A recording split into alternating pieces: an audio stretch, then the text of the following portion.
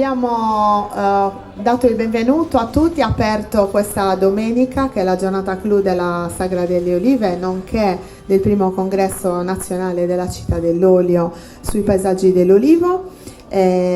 Finalmente siamo arrivati al momento più importante per quanto riguarda la stipula dell'accordo di Gemellaggio con il Comune di Calanda. Io vorrei procedere con la lettura del documento e dopo la firma